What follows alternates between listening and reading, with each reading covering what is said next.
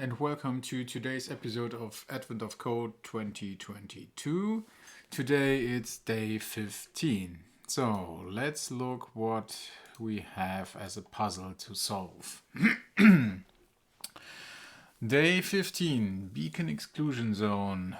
You feel the ground rumble again as the distress signal leads you to the large network of subterranean tunnels. You don't have time to search them all, but you don't need to.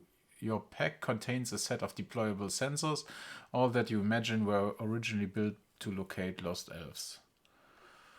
The sensors aren't very powerful, but that's okay. Your handheld device indicates that you're close enough to the source of the distress signal to use them. You pull the emergency sensor system out of your pack, hit the big button on top, and the sensors zoom off down the tunnels.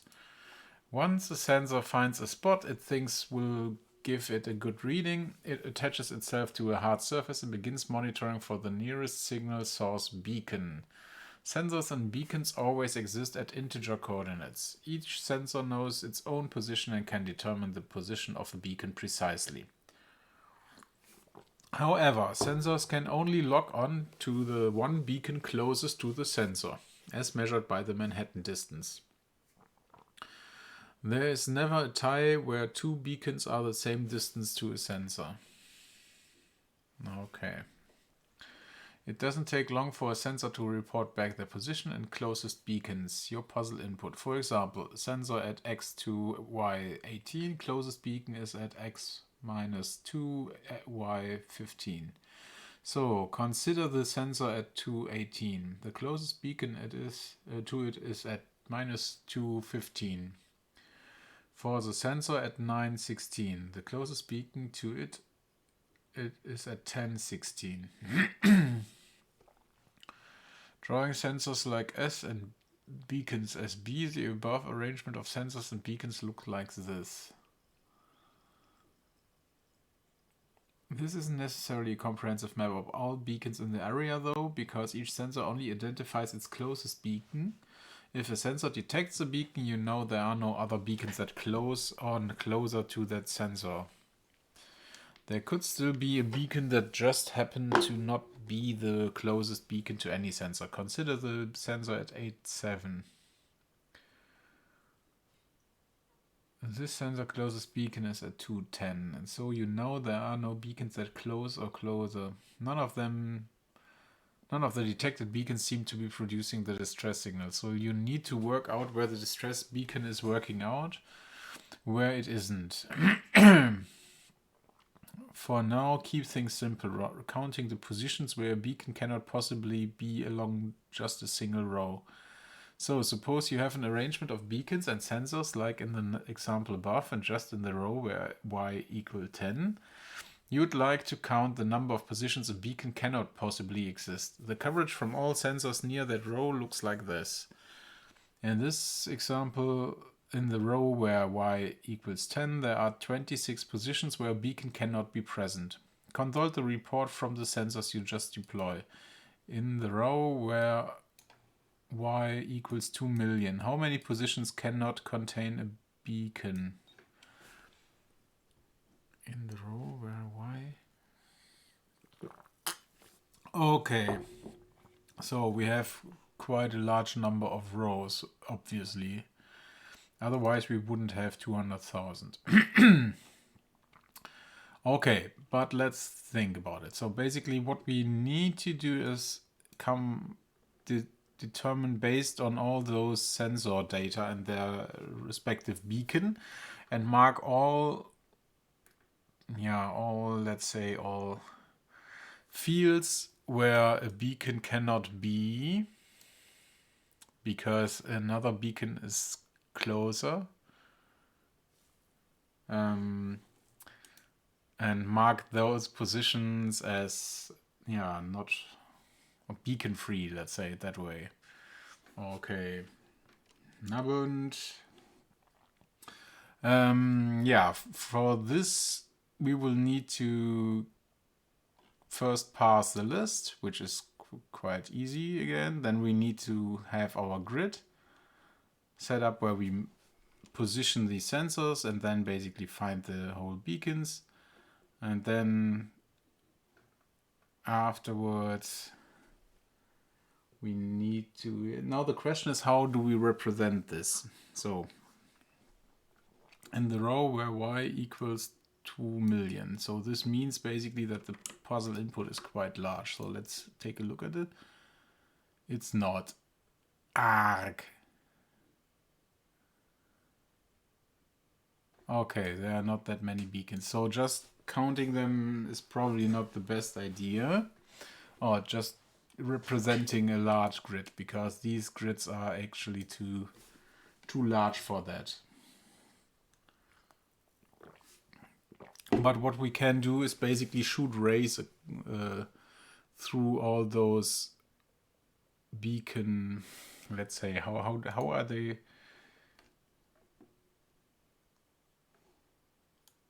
Basically, how do we calculate if something has been taken? So this is necessarily a comparative MAC, but okay, let's see again. So consider the closest beacon to us is -24, and the closest beacon drawing sensors in S.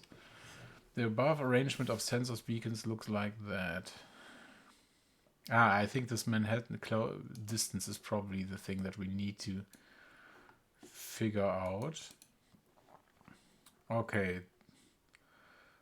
A taxi cab is a geometry whose usual distance function or metric of a taxi of Euclidean geometry is replaced by a new metric in which distance 2 points is the sum of the absolute difference of their Cartesian coordinates. So this is nice. Okay, so the distance is basically the sum of their coordinates. Okay, and this is why we have those, let's say this diamond form, because it's not a circle as you would expect if you have the Euclidean coordinates, but it's basically this diamond. Okay, and this is then makes it easy to test basically if a ray that we shoot across the list of all those beacons that we have, and to see if it's where we intersect, basically. So shooting these rays is basically just summing up and then asking if this is somewhere in one of those other... Okay, I think I got the idea now. Let's copy over our example. Let's start with the test data that we are given. So create our new file, test.txt.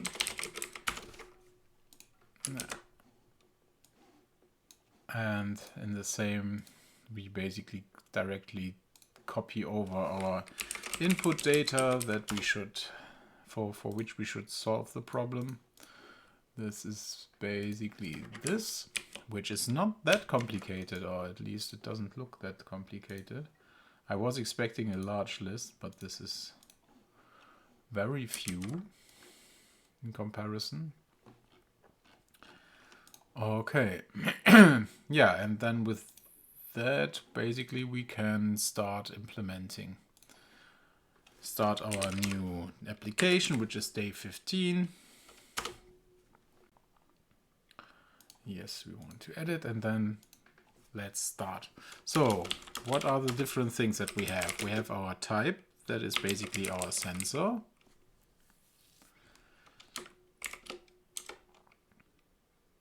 And our sensor has a XY position. So, and what it also has is basically the distance of the closest beacon. So, closest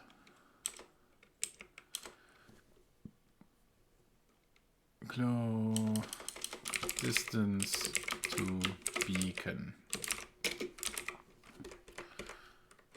And this is basically everything that we are given within our file. So basically we actually know the closest beacon. The question is, do we need it? I think we don't. So I think that the only thing that matters to us is the distance in the end. So then with that, we start reading our sensor data. So create our input file, os.open, name will be in test.txt.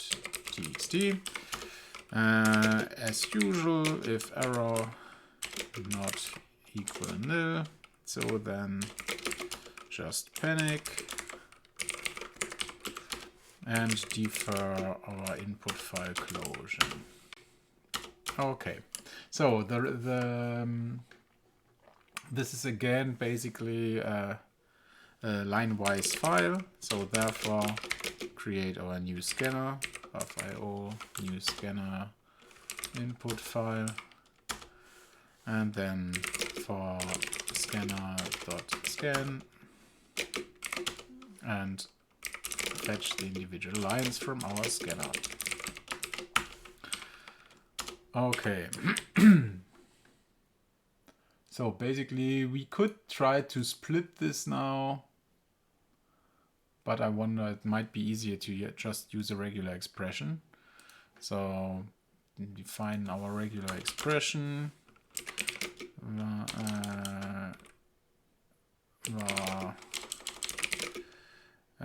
Regex. How was it? There was this regex. Regex. Regex. Regex.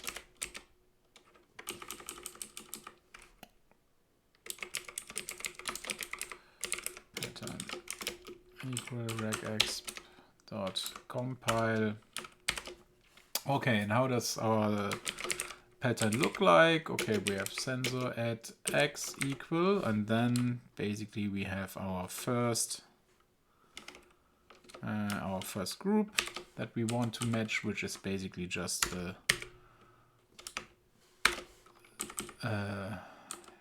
number of digits. So then we have our y coordinates of the sensor, which will be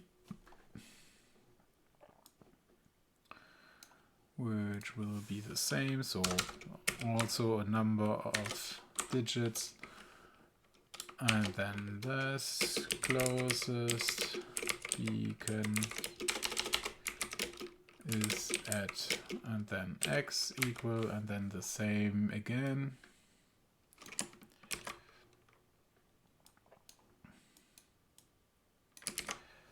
Okay, at the end, is there something else? No. So this is basically our pattern. Okay, let's compile it here. We don't need the var. And compile returns an error. Yes, it does. So, and as usual, if we have an error, just panic. The easiest way here. So, and now we can apply this pattern to our line. So, sensor pattern dot match, or how was it? Find or submatch. I think this was it, right? Find all string submatch index. I think this was it. We put in a string.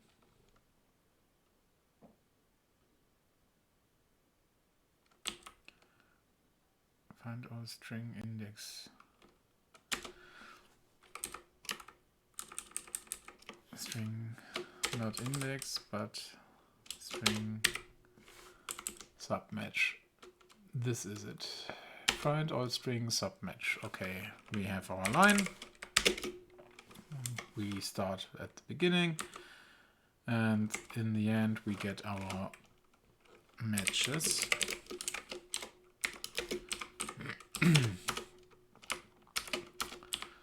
So, and our matches now is a list of strings.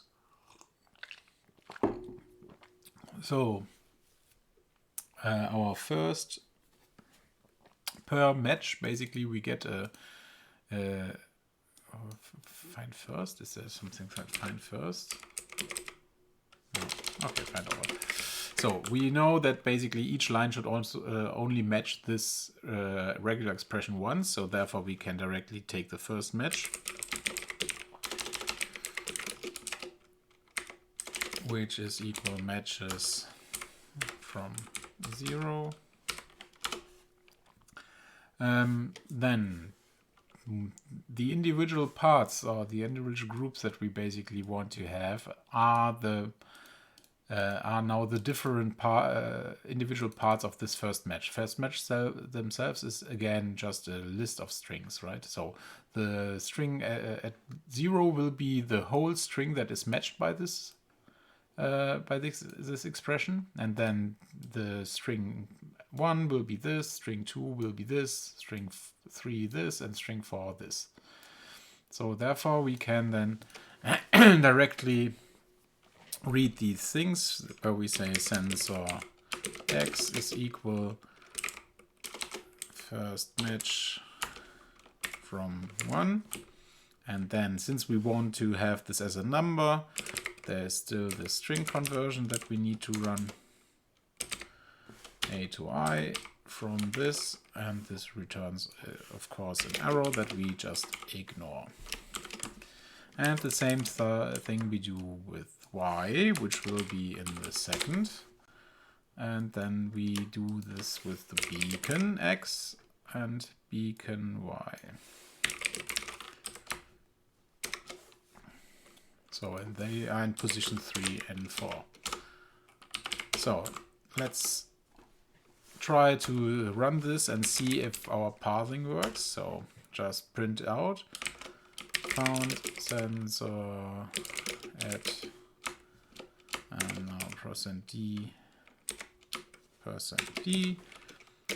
with beacon %d %d. So \n, and this is something that we can now, we should also sensor x, sensor y, beacon x, beacon y. So now let's try to build this and run this, and then we should see if the regular expression works or if there's something that we did wrong. Oh, that doesn't look good. Runtime index out of range 0 with length 0. Okay. This means it doesn't match anything. Maybe we need to escape those strings, but I'm not 100% sure. No.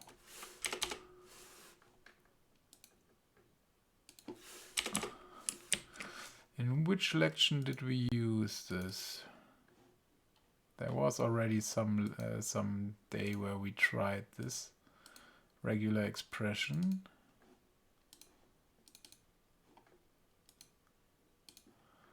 Yeah, also not. Otherwise I need to look at Google. Regexp. Regexp, where are you? Looks basically like what we are doing currently. We have our pattern.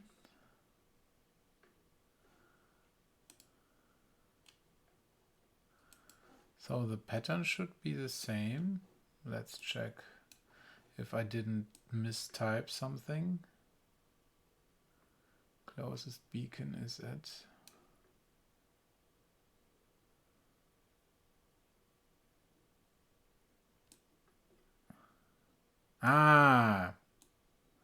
the negative numbers is something that we should also take care of, right? Because it could also be a negative number. Yes, this is of course true.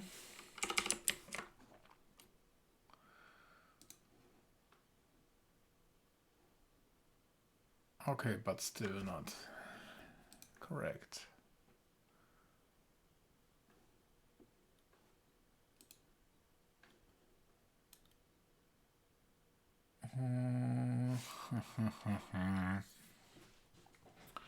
Why does this not work? So we have our... maybe there are some... let's see. We copy our...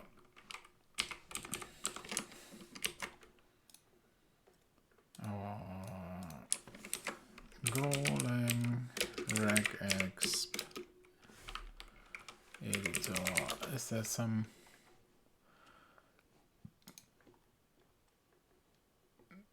so yeah, this is how you do it, but this is not the interesting thing. I would like to have some regular expression where we say, okay, this is this. First capturing group matches the character with index.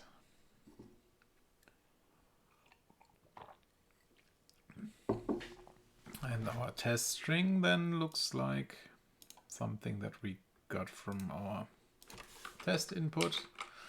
Let's take this one, the first one, and see why it doesn't work. No match. Why no match?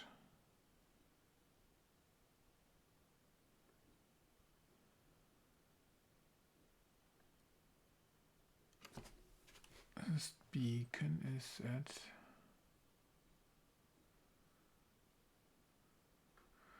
just remove this one. Still no match.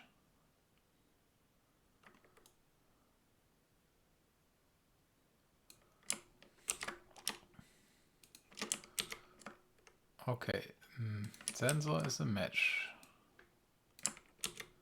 Sensor add is a match. Sensor X at X is a no match.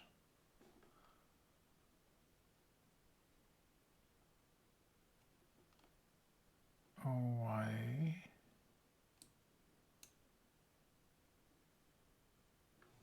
Why is this not working?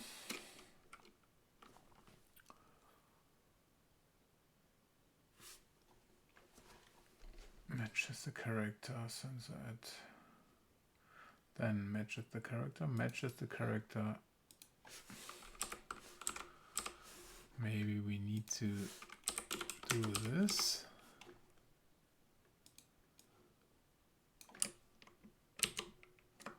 One match, okay.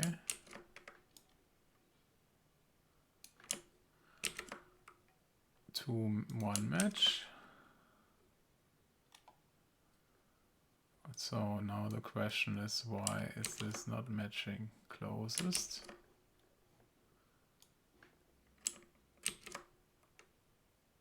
Is that... X equals, okay. This is the problem. X equals, yeah, these are things that are sometimes really hard to spot. Oh yeah, and do we need this again? No, this must be there.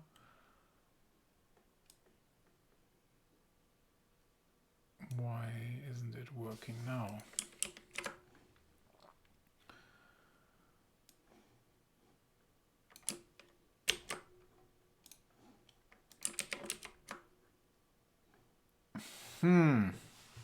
Golang.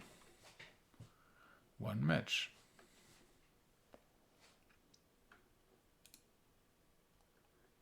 Okay, I don't get it. Why this doesn't match?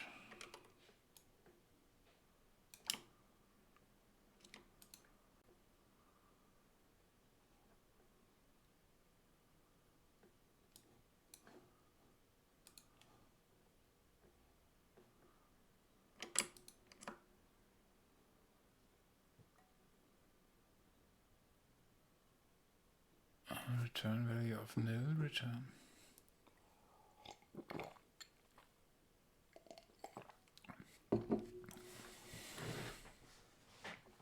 Ah, I think I misunderstood this one. And then from line.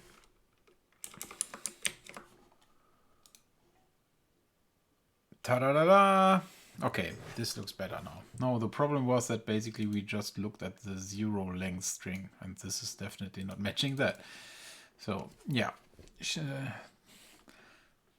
always good to know what works. Okay, but if we now look at basically these examples here, we see that the numbers correlate with the numbers of the input file. So therefore, our regular expressions is something that seems to work now. So we can be sure that sensor X, sensor Y, beacon X and beacon Y are actually working. So now how to figure out the distance between the sensor and the beacon. So because this is basically what we need to know, right? So, and the distance to beacon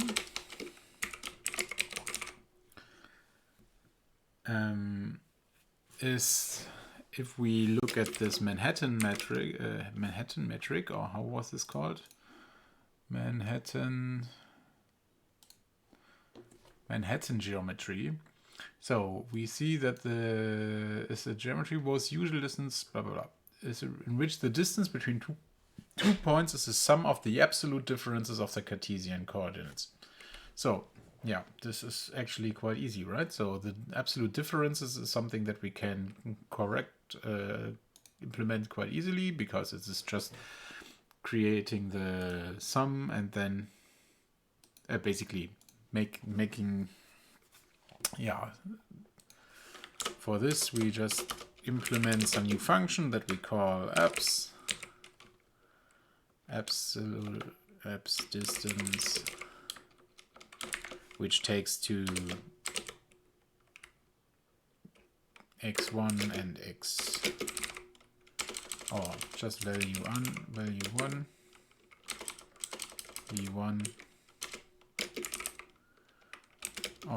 and v2, and returns an int. So, and this is then basically just if v1 greater than v2, we just return v1 minus v2, else we return v2 minus v1. So this should gives us the absolute distance between two arbitrary numbers. So and this will then be just the sum of those values for the individual coordinates. So therefore, we will have then abs distance from sensor X to beacon X plus the absolute distance from sensor Y to beacon Y. Okay, and this is then something that we can directly add as a new list to our, let's say we have a list of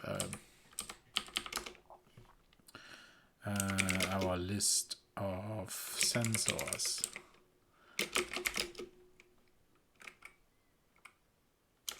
There's a slice of sensor.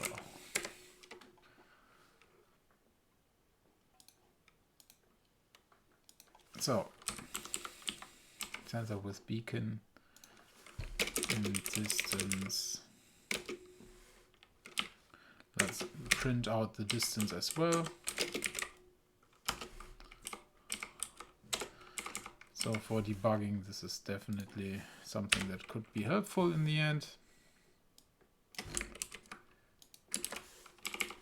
And then we can create our sensor as a sensor where we have X equals sensor X,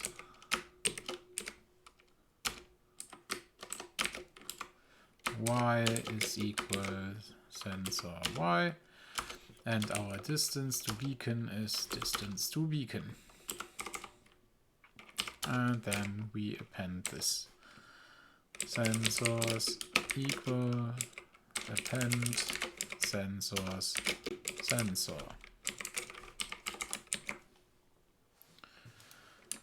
Okay, let's run it and see how the distance is calculated, if this looks correct or not. Okay, so if we have here, for example, the distance is 1. Here it's 1 as well, so because they are directly next to each other, so it seems, at least from looking at it, that this is correct. Okay, but now comes the interesting part. How can we find out how many possible spots are within a specific line? I think this is the more important part. So let's take a look at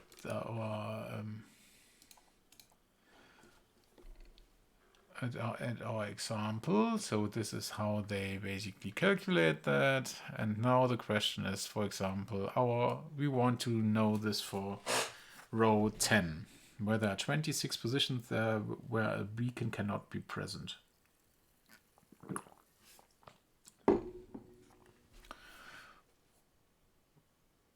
Okay. So now the question is, how do we calculate that? And for that, basically, we just shoot array across this row and try to find if any of those, if any of those other sensors that we have is blocking that. So for that, our row that we are interested in the end is row 10. So, and then we implement now our function that we call function count blocked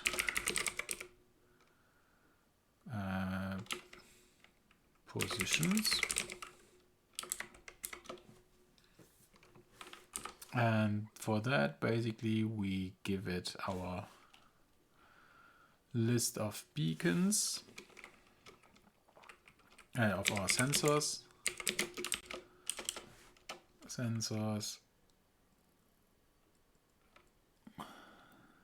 which will be slice of sensor, and we give it a row.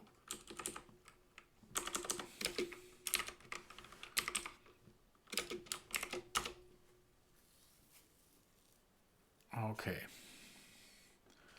So, how do we do that?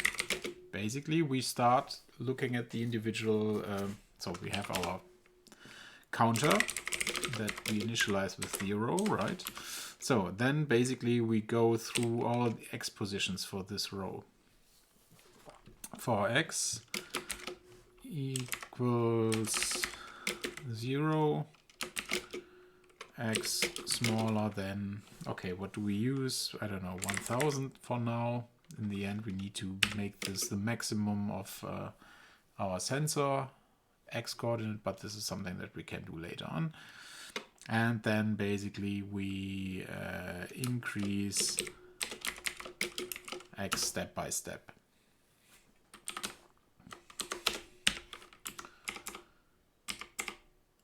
Okay.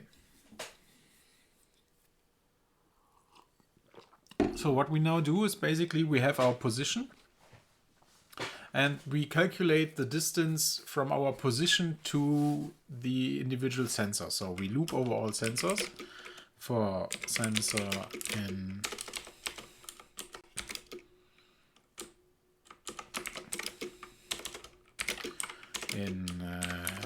range from sensors. And we check basically if this sensor blocks this. Is blocked.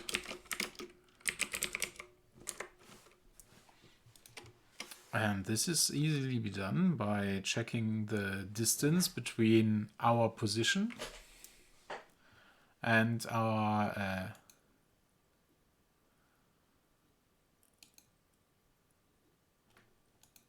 So where we say the distance is equal to, and then we copy basically what we have here. Maybe at some point we make it a function where we say our sensor dot x, our x value that we are currently looking at, and the same our sensor y and our row that we are currently looking at. So, and if this distance basically is smaller than the distance that the sensor has, so that the sensor had to the beacon, if distance is smaller than sensor dot distance to beacon, this means basically that this is a blocked position.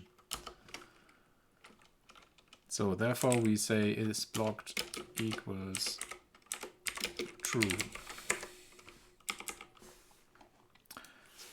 So, and in the end we check if is blocked, and if this is true, basically we just increase our counter. So, and in the end, when we are done with everything, we just return our counter value. Yeah, we should also return a value here, right? So, and this is basically everything. So we now can try to run this. Blocked. Where we say we have our sensors and we have our row. And then let's check. Found the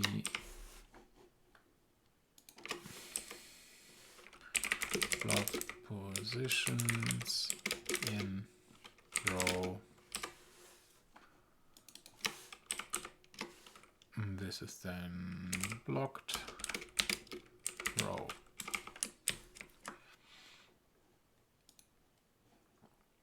Okay, let's run it.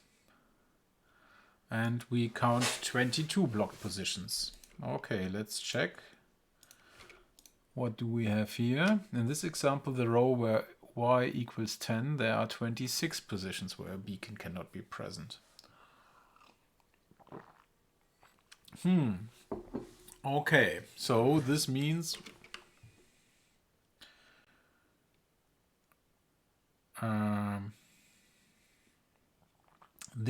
we are missing some parts.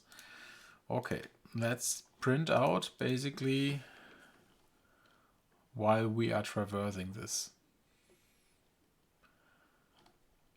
So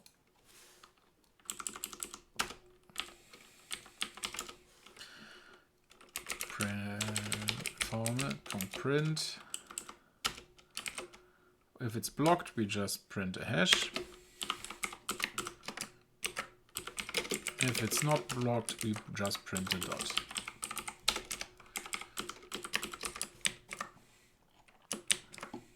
We run it and then we should see the difference.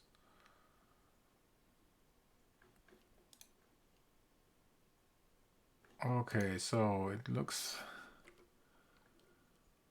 let's reduce this number of size, or the width to 50. I think this should be sufficient, and we have a cleaner. Okay, so basically this is our output.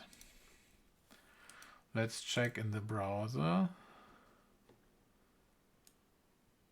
Ah, okay, let's see here, right? So there we are starting at 0. And therefore we are missing some, at least here.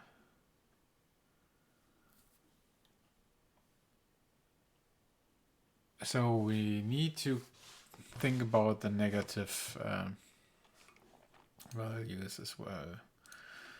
Okay, so let's start basically by -50 and run to 50. See what comes out. 23. At least somewhat better. Even though we are not at 26. Maybe I think what happens is that we need to check if we are only everything is blocked that is smaller than the distance to the beacon, right? But the distance to the beacon is also there can't be two beacons with the same distance, so therefore we need to block those distances as well. So let's try to run it now with this condition where we say it's not just about smaller the distance to the beacon, but it's smaller equals. And now we are 27 blocked positions. Okay, this is one more, but there should be 26.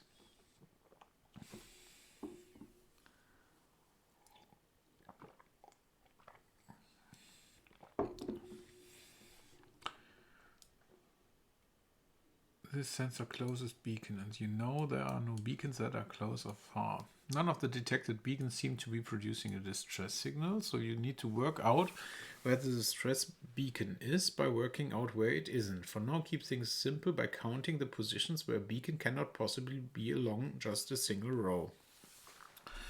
So suppose you have an arrangement of beacons and sensors, because I think what what is currently within our list, which is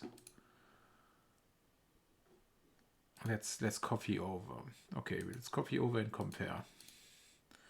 Copy those values here, row 10, and look how it looks in comparison to our.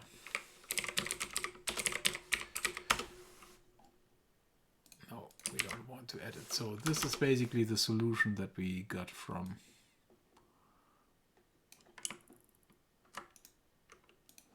the web. This is our solution. And the only difference is here. So we count this as being non-available. And I'm wondering if there is basically some condition that these have to be ignored. If a sensor detects a beacon, you know there are no other beacons that close or closer to that sensor. There could still be beacons that just happen to not be the closest to any sensor. Consider the 8 and 7. The sensor closest beacon is 210. And so you know there are no beacons that close or closer.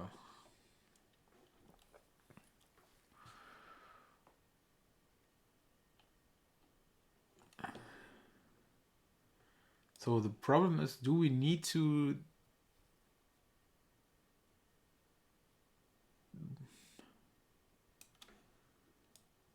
can we just leave out everything which is a beacon? Because I would say if there is already a beacon, then this is technically blocked. So therefore we don't need, we need to, otherwise we need to make sure that we don't have a beacon as well. Okay, maybe we do that. We also have a list of beacon and then basically mark them only as blocked if they are not occupied by a beacon. Okay, so let's say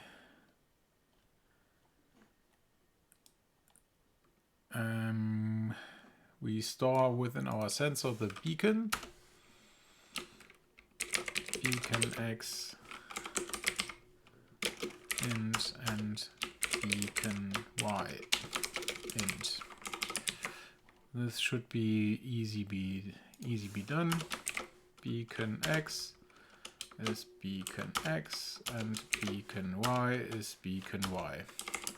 So, and then basically we only count it as blocked if is distance equals that and sensor No, this doesn't work.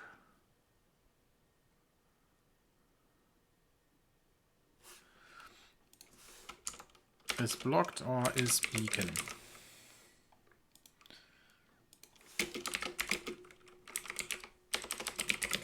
So, and then we check if this position is beacon, if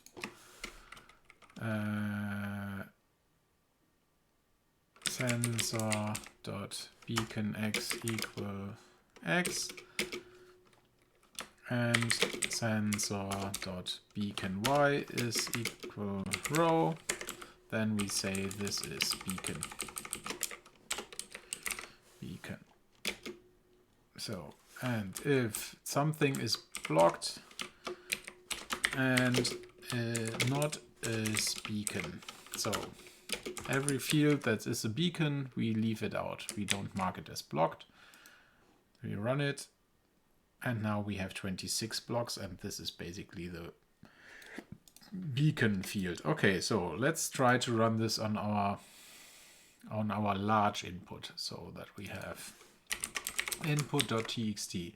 So let's look at the values. So in x we don't have any value that is, oh no, here is something that is negative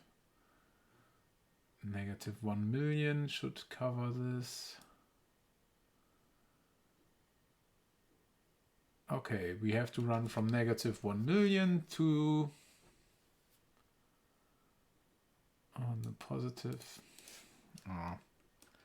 Let's calculate it automatically. Way easier than just going through the file. Max x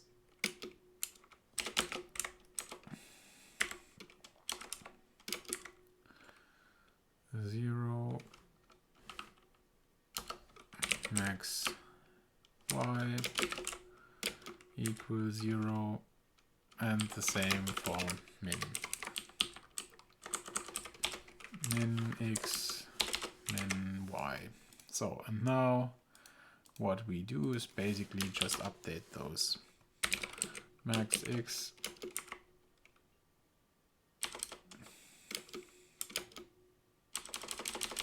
if max x is smaller than sensor x, then max x equals sensor x. So the same for y.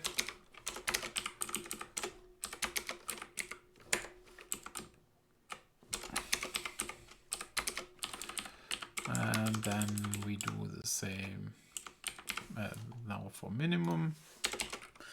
Min x is larger than sensor x, then min x, and the same if min y is larger than sensor y,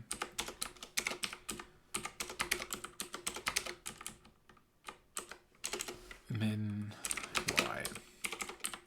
Okay, and now we do this also for our beacons. Beacon x and beacon y.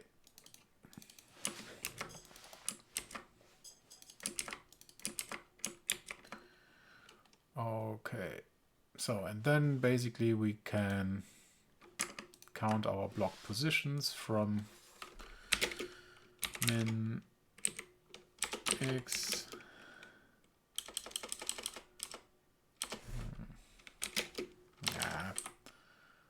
define this type struct grid size,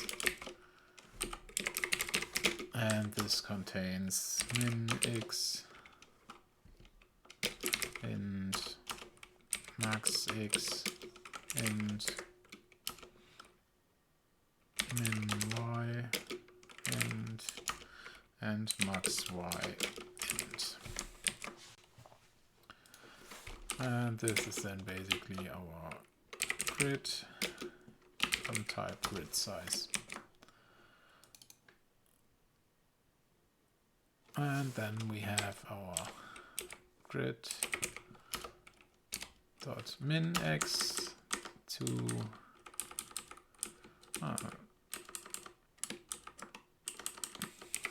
grid dot max x.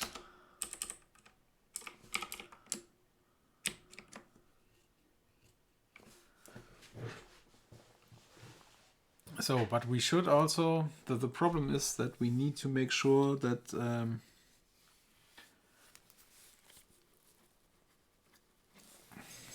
that we go over. So basically, if we have one beacon directly on the border, we also need to look before that, right? Because it's also blocking something before. So for that, we just use basically minus, we just multiply everything by 2. So that, because we can safely assume that if we double the grid, this should be larger than all the distances within the grid. So, okay, now the grid size is something that we need to build. Grid is grid size from min x, max x, min y, and max y. And then we can add here the grid. Okay, now let's run it. Okay, we shouldn't have printed it. Printing is not a good idea.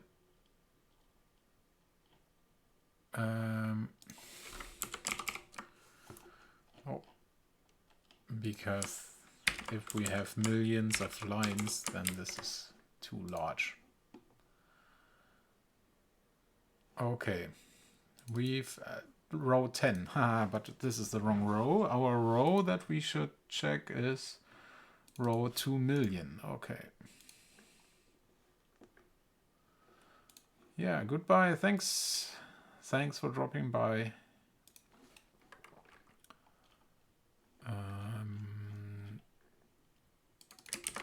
2 million. Run.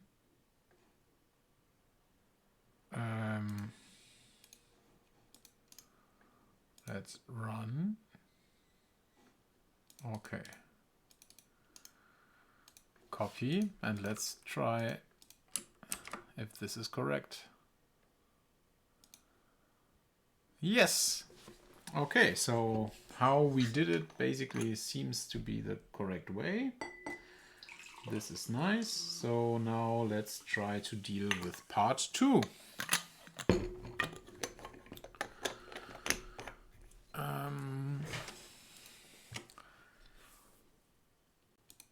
Part 2. Your handheld device indicates that the distress signal is coming from a beacon nearby. The distress beacon is not detected by any sensor, but the distress beacon must have X and Y coordinates, each no lower than 0 and no larger than 4 million. To isolate the distress beacon signal, you need to determine its tuning frequency, which can be found by multiplying its X coordinate by 4 million. And then adding its Y coordinate. Okay. In the example above, the search space is smaller. Instead, the X and Y coordinates can each be at most 20. With this reduced search area, there is only a single position that could have a beacon, X14 and Y11. The tuning frequency of this distress beacon is 56000011. Find the only possible position for the distress beacon. What is its tuning frequency? Okay, to isolate this, you need to determine its tuning frequency, which can be found by multiplying its...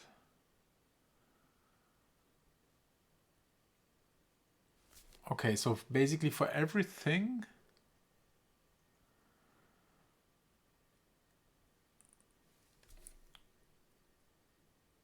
So we could now run this for all for millions, right? Must have x and y coordinates each no lower than 0 and no larger than 4 million. So we could just run through it.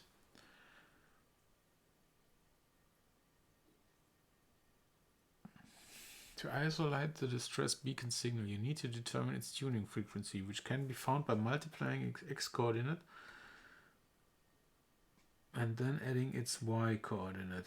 In the example above, the search space is smaller.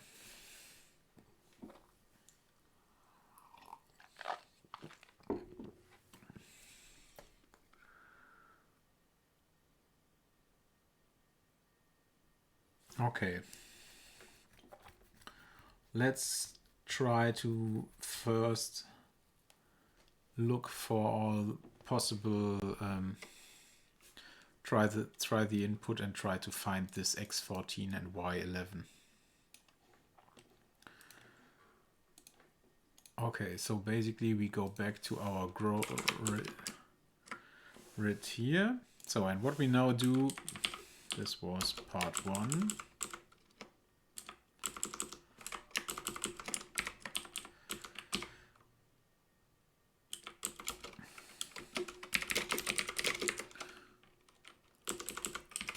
Now, what we do, basically, we go through it.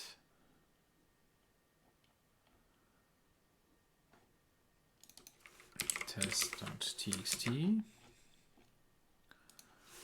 And we go through all lines from 0 to 20 for row equals 0, row smaller equals 20, row plus plus, and then we count our blocked position, and the blocked position will be, in our example, from 0 to 20. So basically we change our grid from min x equals 0, max x equals 20. Min x 0, max y 20.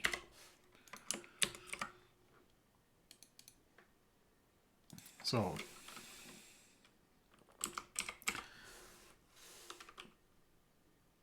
and if blocked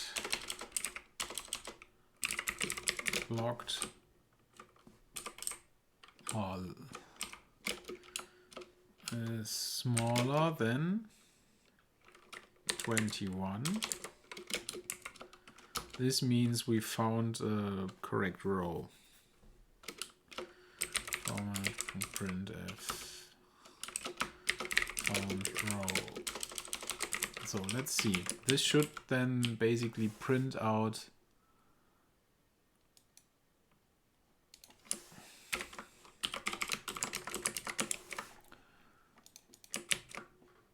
front row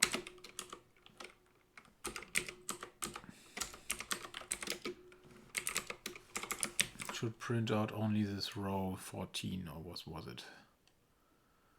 No. Okay.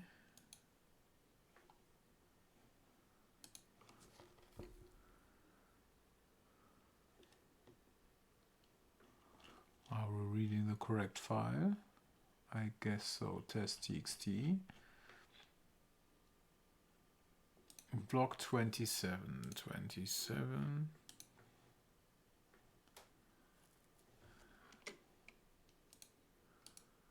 28, 25.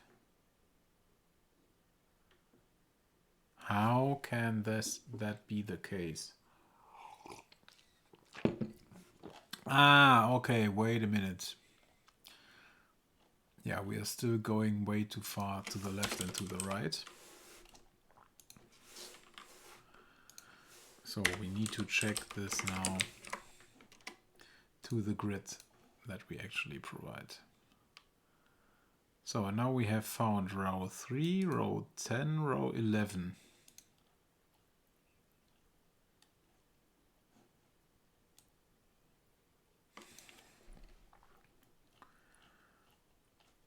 Okay.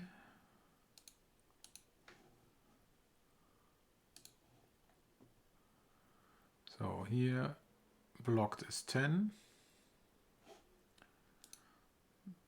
20, 20, 20, 20. Okay, so we have 4 rows. So now the question is, when there are 4 rows, instead the X and Y can be at most 20. With this reduced search area, there is only a single position that could have a beacon.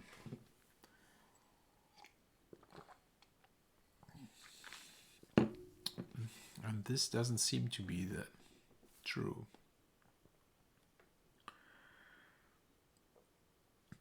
Why do I find 4?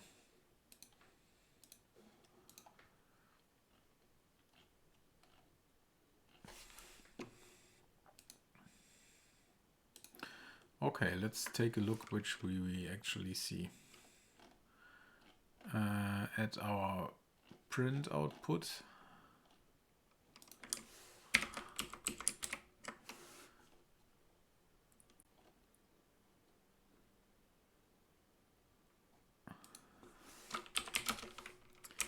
if row equal 3.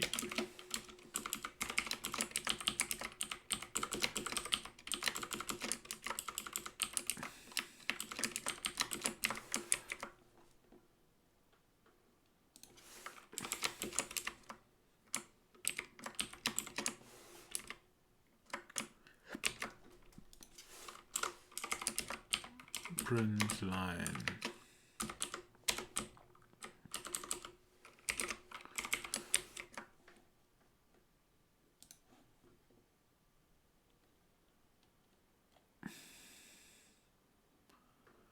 Okay, in 3 we find this. No, let's print all lines. Doesn't make sense.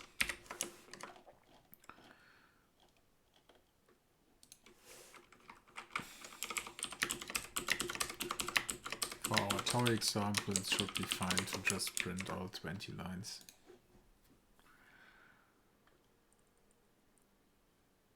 So, which position are these?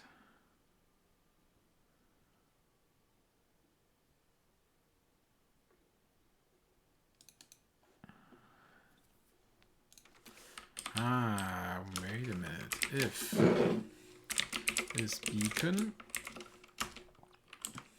else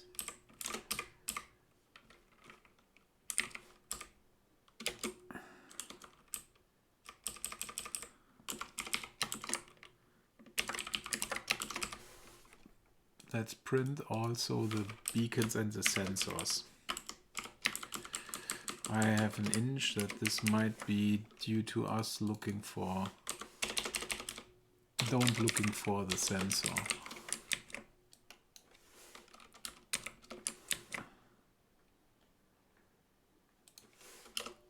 A sensor. False. If sensor X and sensor Y equal row, then is sensor is true as well. So now let's run again. Aha, this is exactly the point. So we were left, we were leaving out the sensors, and this basically leaves us with only one spot. So now by doing this, we should only find a single row.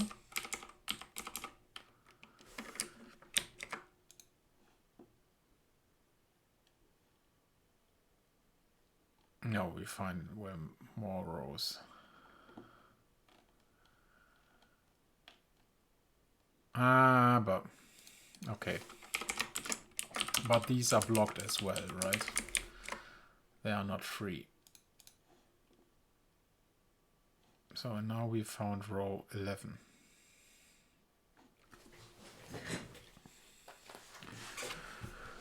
Okay, nice. Nice, nice, nice. So this means basically we can return the number that is free, or return the free positions. So we count blocked position is basically returning a slice of ints, which are the free positions. Free equals slice of int, and then for everything which is free, basically we will just append it. Free equals append from free, and then we just add our x, and then in the end return this and free.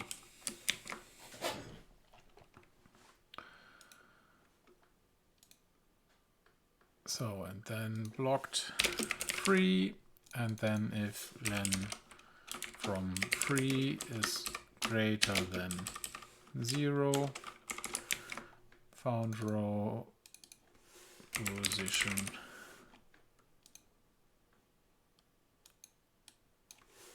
equal 1, else if free len from free greater 1, this should not happen. Format print, so just print out an error in case. Return found multiple free positions as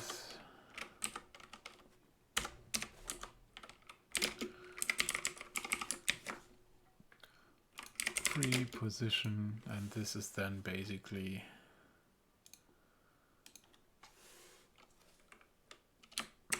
d, which will be free 0, comma row. So run it. Block declared but not used. Yeah.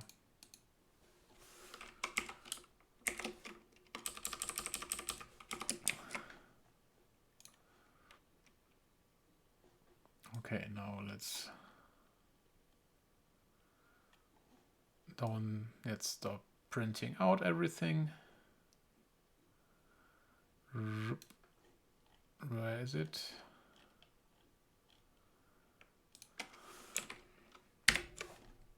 Oh.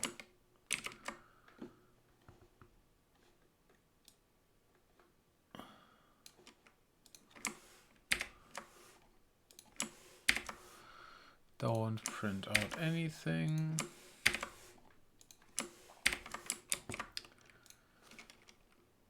Run it, and now we have our free position. Okay, at 1411. So, and now the question, how... okay, we need to return the tuning frequency. Okay, this is still missing. Found free position, then tuning frequency is x times 4 million plus y, which will be row, and x is free from 0. And then the tuning frequency will come directly afterwards. Let's compare. Tuning frequency 5, or whatever. 56,011,011, and this looks correct. Okay, 56,011,011. So now we have to go from 0 to 4 million. Okay, and you run this on the input data. So from 0 to 4 million.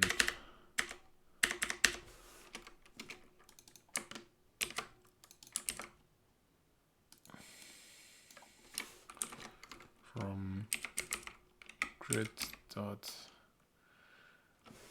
max y, and this is grid dot min y, and then basically we read our input txt, run it. We have found all our sensors and now we are calculating stuff.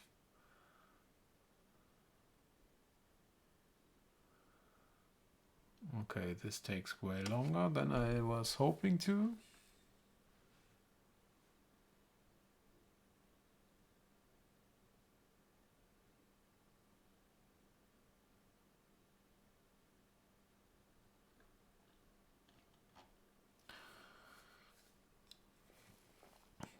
The good thing is we currently didn't find any free position.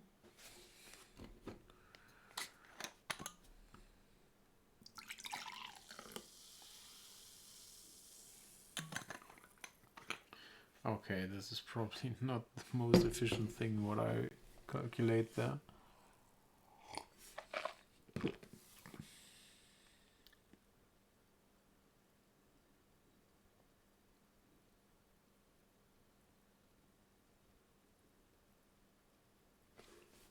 Still running.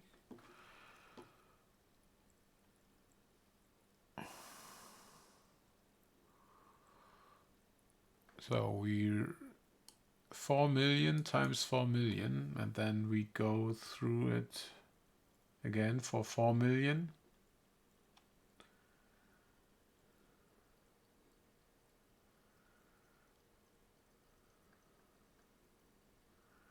So I guess this is not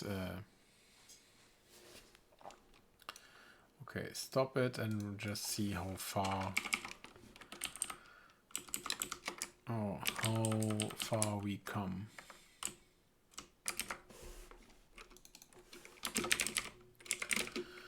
Row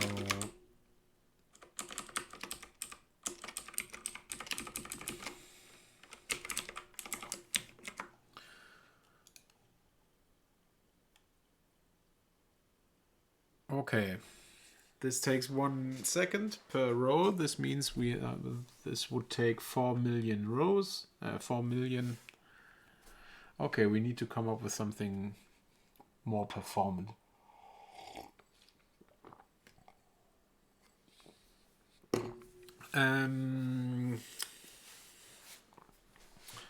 Oh man, this is a bummer. How can we optimize that?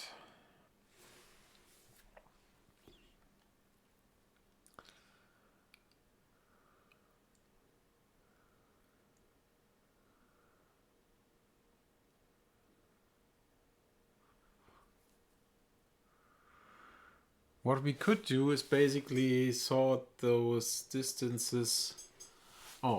Calculate the distance from that we have to the individual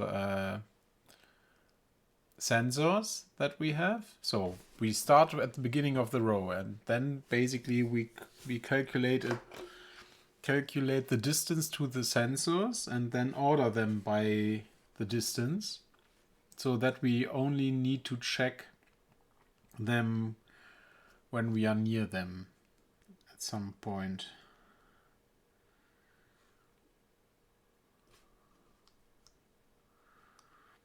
I'm wondering, would this help?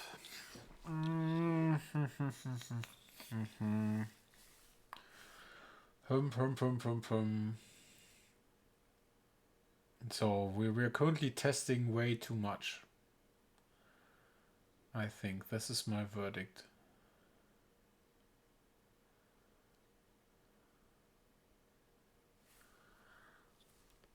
But how do we make this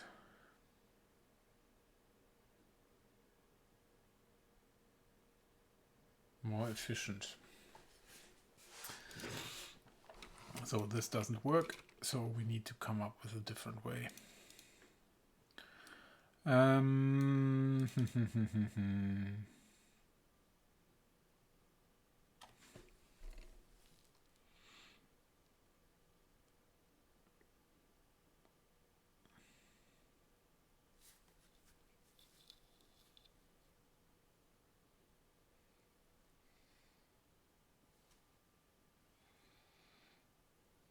we can increase the amount of jumps that we have. So, for example, if we know that the distance that we have to a specific sensor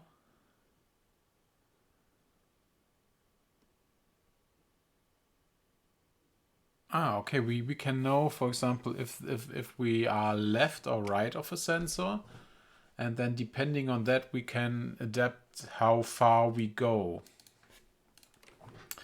So if, for example, our distance to sensor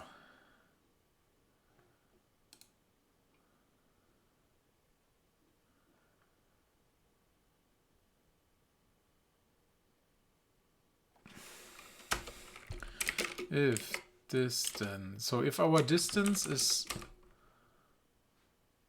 so if we are left of the sensor, so if x smaller than sensor.x,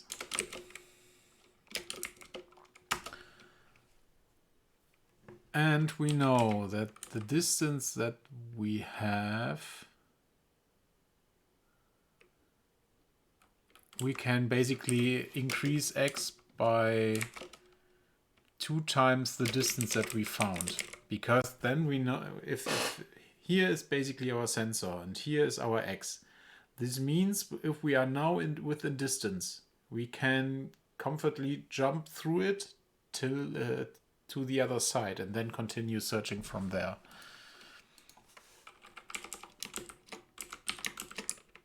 So if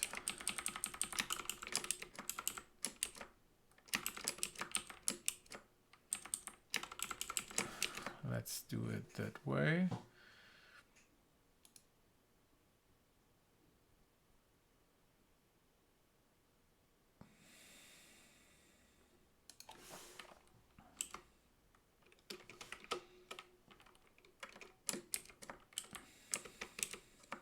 Oh.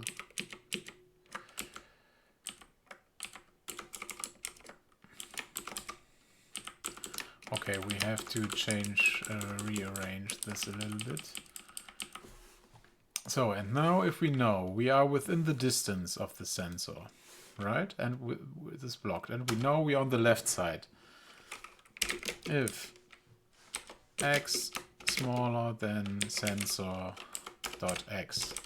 and we come from the left side, this means basically that we can jump to the other side by x.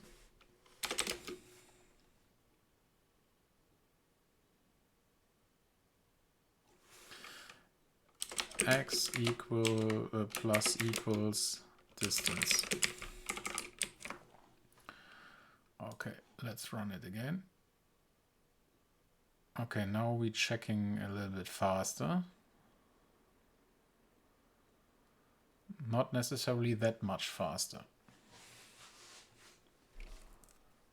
I was hoping for something more.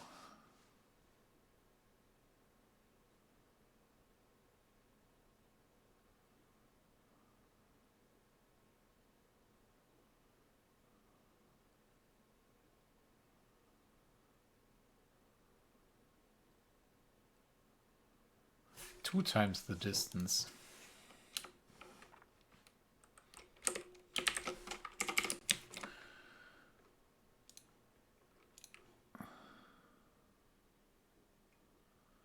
Okay, this at least gives us some speed up. Still not necessarily good enough for 4 million. So what are other use cases where we can stop going through the hole?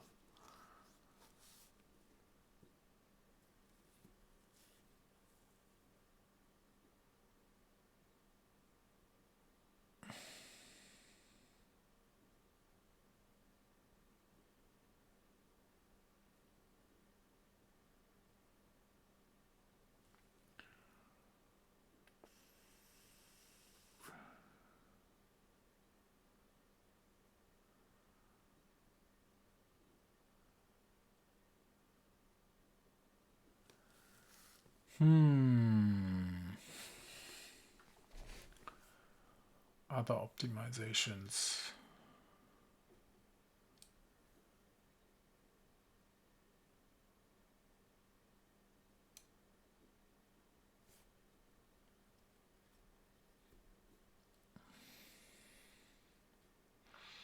Is there some way how we can skip whole rows?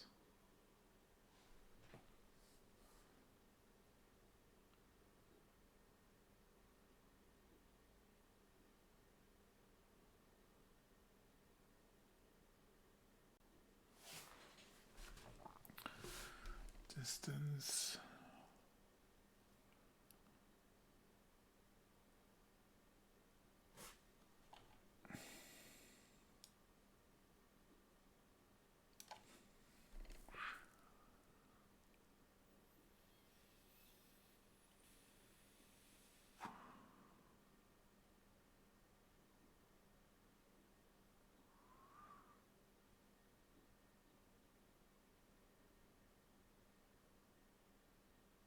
Maybe we can.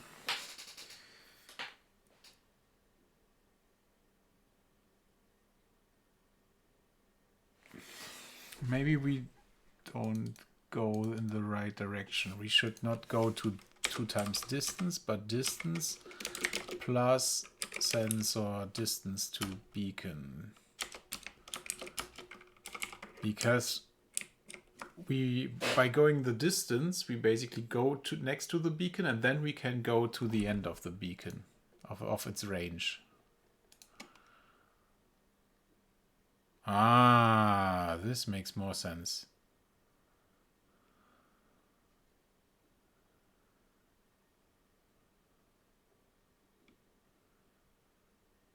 Okay, but now let's stop checking all these individual rows and only run them if we are at 100k or something like that. If row mod 100k equals 0, then print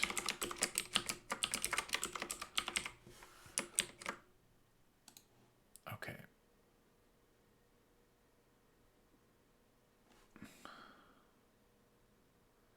Checked row with beacon 1.2 million.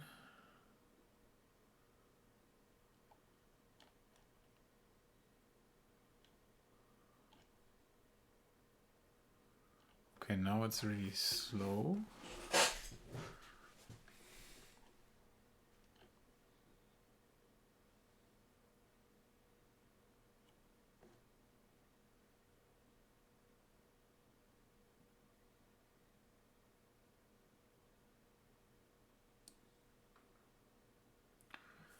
Why is it now so slow?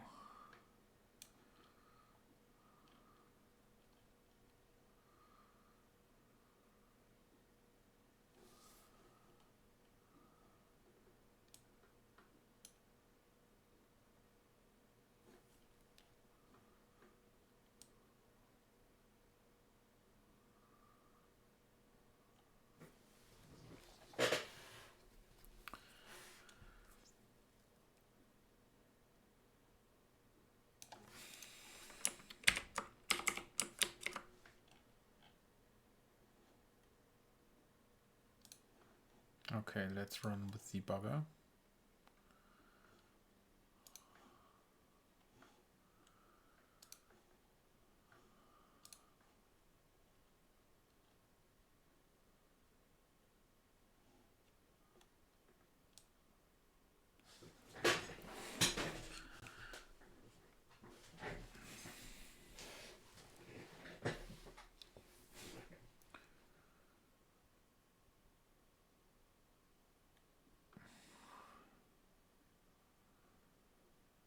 So where are we?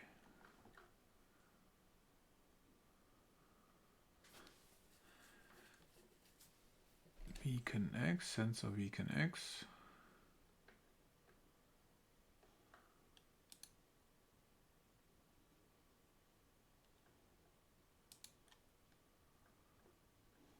What?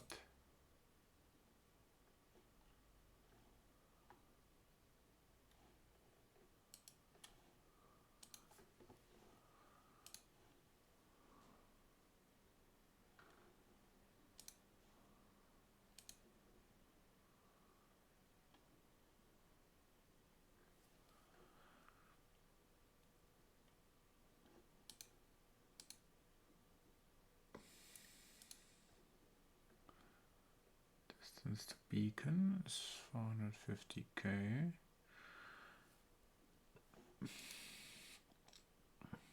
Which beacon is this?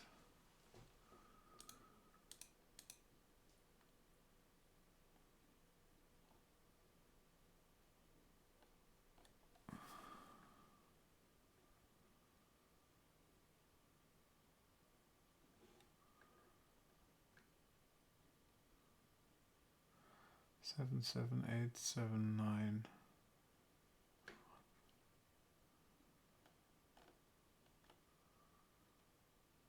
What?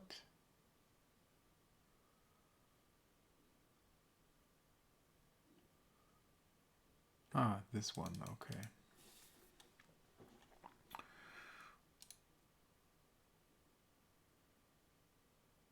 But why?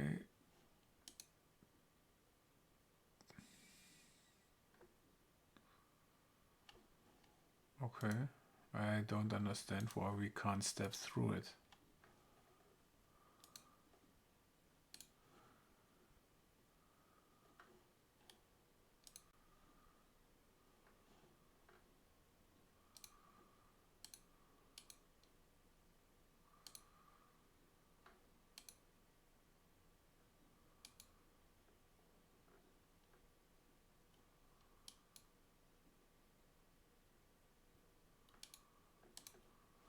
What happens?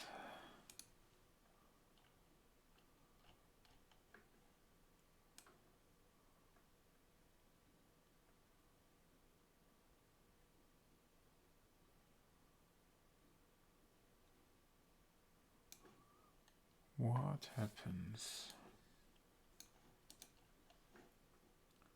Something is going on.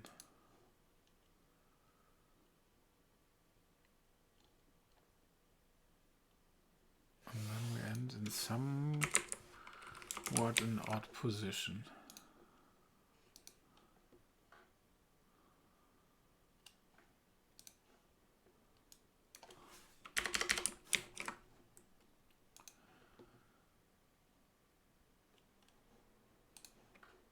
It goes straight to 1,200,000.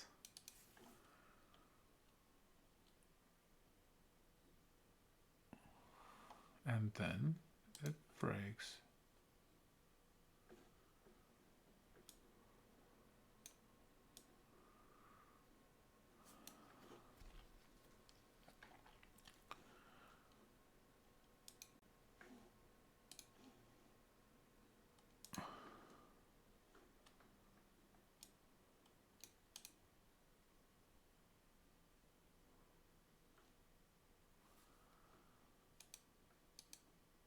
I don't get it.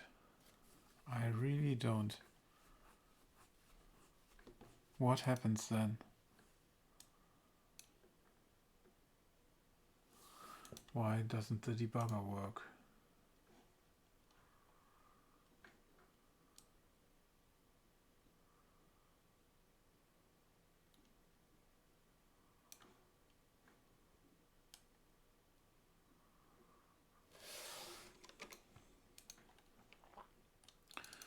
If row larger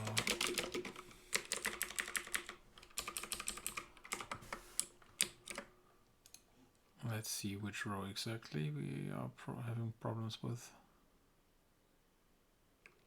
Then it becomes slower and slower.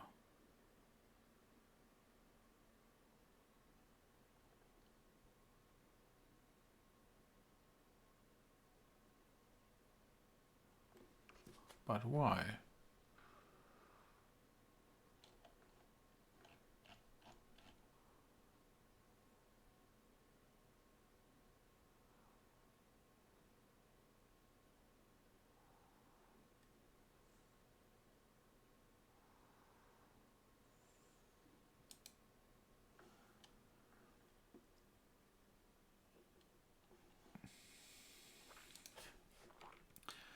Okay, let's optimize a little bit more. So if x smaller sensor, else if x greater sensor dot x,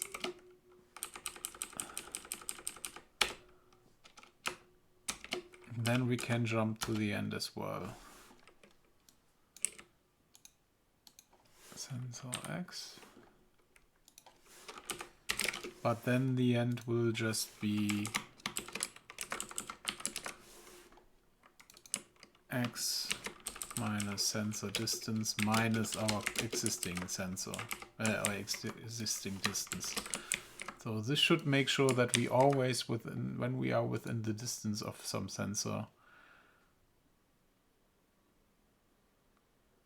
we are always starting to jump. Because I assume this has something to do basically with the problem that we at some point end up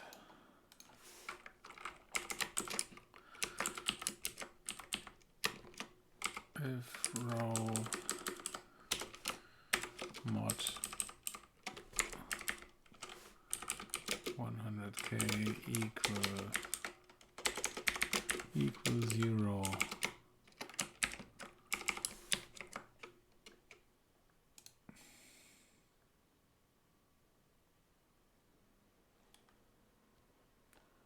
Checked row, but we didn't found any free position.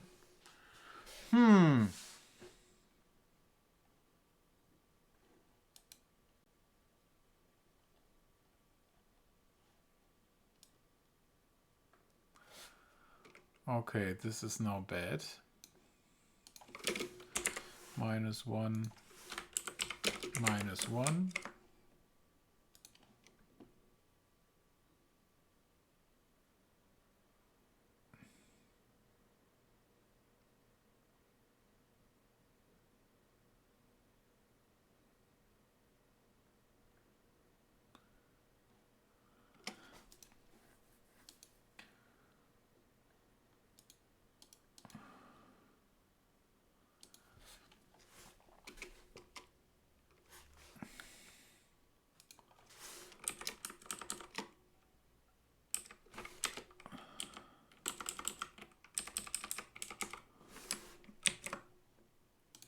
Maybe we are jumping too far.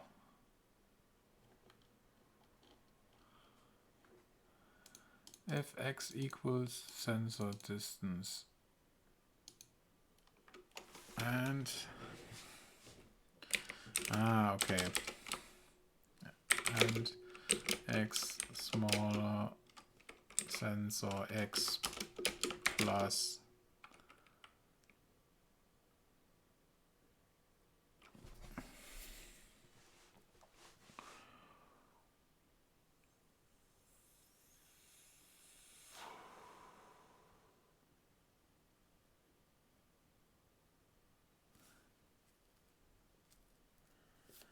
okay, I think we are doing something wrong.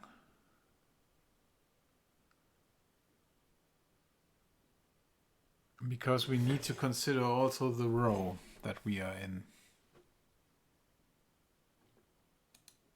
So how far we jump is basically depending on the current row. So x will be the distance, sensor distance to beacon.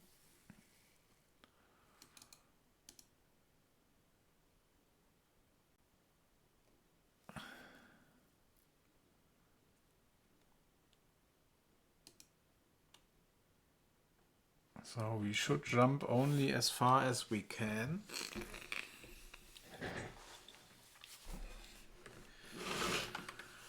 Because we need to think about how much distance to beacon we can actually attribute for x. So if x is smaller, then basically we remove apps distance from row and sensor.y. And this basically will remove from our distance to beacon, and then this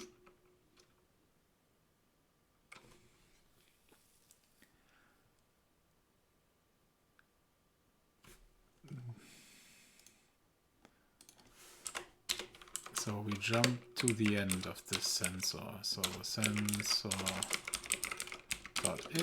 plus, so if it's left,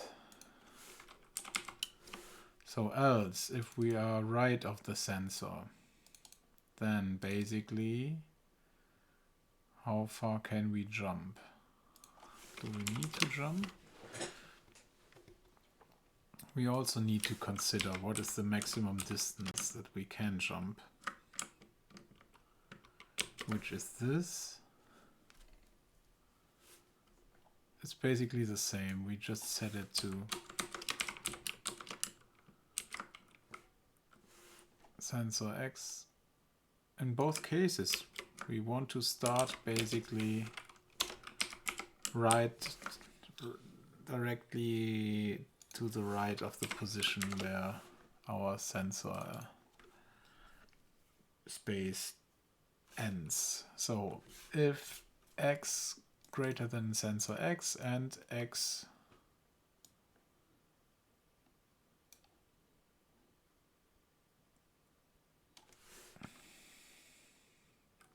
and we are in distance, so I think this is something that we can do all of the time. Wow, and there we found something. Yes, and this is basically we can just, we can always jump to the we can always jump to the end of the sensor range.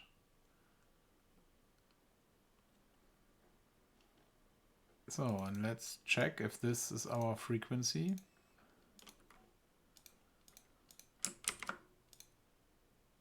Yes, okay, correct. Okay, this was hard.